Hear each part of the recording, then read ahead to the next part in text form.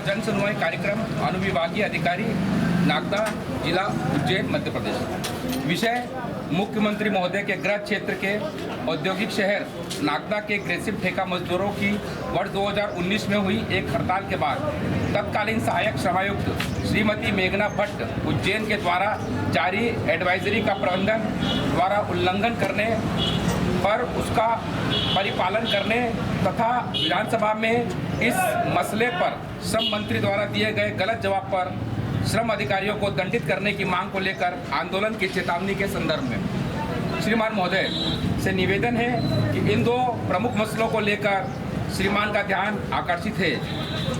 यदि 15 दिनों के समय सीमा में इन दोनों मांगों पर कार्रवाई नहीं होती है तो श्रमिक द्वारा धरना प्रदर्शन आदि के लिए बाध्य होना पड़ेगा।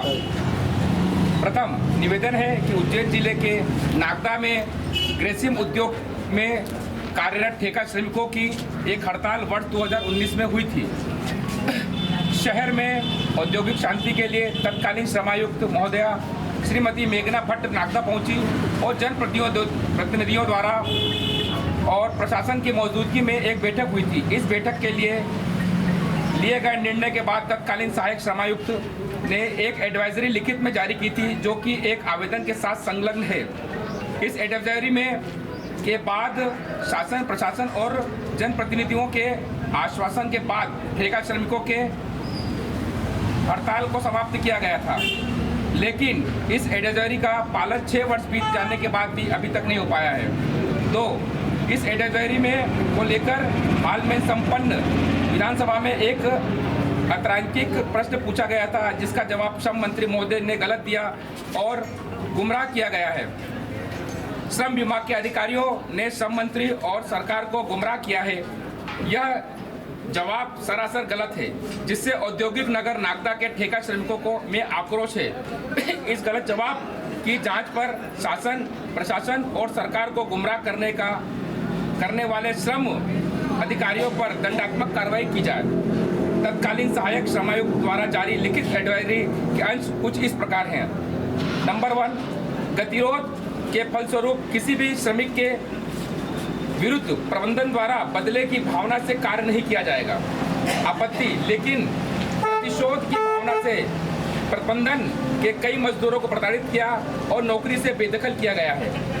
आपराधिक प्रकरण भी दर्ज किए गए हैं।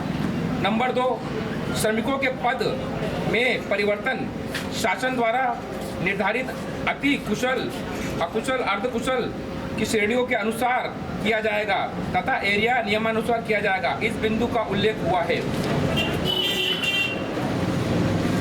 नंबर 3, ठेका श्रमिकों को स्थायी श्रमिकों की तरह पारिवारिक कार्यक्रम हेतु कंपनी का मांगलिक भवन का उपयोग लाभ किया जाएगा। नंबर 4, ठेका श्रमिकों का वर्गीकरण उपरांत पद के अनुरूप वेतन का पुनः निर्धारण 1 माह में किया जाएगा। आपत्ति, उक्त बिंदुओं का उल्लंघन हुआ है। नंबर 5, ठेका श्रमिकों के वेतन वृद्धि के एरियर का भुगतान 1 अप्रैल 2019 के स्थान पर 1 जनवरी 2019 से मान्य किया जाएगा। आपत्ति, उल्लंघन हुआ है। नंबर 6, उद्योग परिसर के नवीन भर्ती के संबंध में ठेका श्रमिकों को उनकी योग्यता और कुशलता के दृष्टिगत रखते हुए रिक्त पदों की नियोजन में 20% की प्राथमिकता दी जाएगी। आपत्ति, उक्त बिंदु का उल्लंघन जारी है। कुछ भर्ती हुए जो कि अधिकांश यूनिट नेताओं के रिश्तेदारों की हुई है। आम ठेका मजदूरों का कोई लाभ नहीं मिला है। वरिष्ठ का उल्लंघन कर यूनियन नेताओं के लोगों को मौका दिया गया। इस बारे में हाल में श्रम मंत्री ने जो विधानसभा में जवाब दिया है वो सरासर झूठ है। अगर 15 दिनों के निराकरण नहीं हुआ तो श्रमिक आंदोलन के लिए बाध्य होंगे। इसकी प्रतिलिपि माननीय श्री विधायक श्री तेज बहादुर जी चौहान और पूर्व विधायक श्री दिलीप सिंह जी गुजर को दी जा चुकी है। धन्यवाद। भारत माता की जय।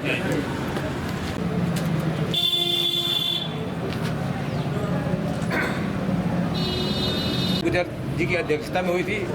मैं इस ज्ञापन के माध्यम से माननीय दिलीप गुजर जी से निवेदन करूंगा कि अगर 15 दिन के अंदर हमारी मांगों का निराकरण नहीं होता है तो हम लोग आंदोलन के लिए बाध्य होंगे और जिसमें से आपके सहयोग की अपेक्षा की जाएगी। जब हम आंदोलन करें तो निश्चित रूप से आशा करते हैं कि माननीय श्री पूर्व विधायक दिलीप गुजर जी की उपस्थित हुए। धन्यवाद।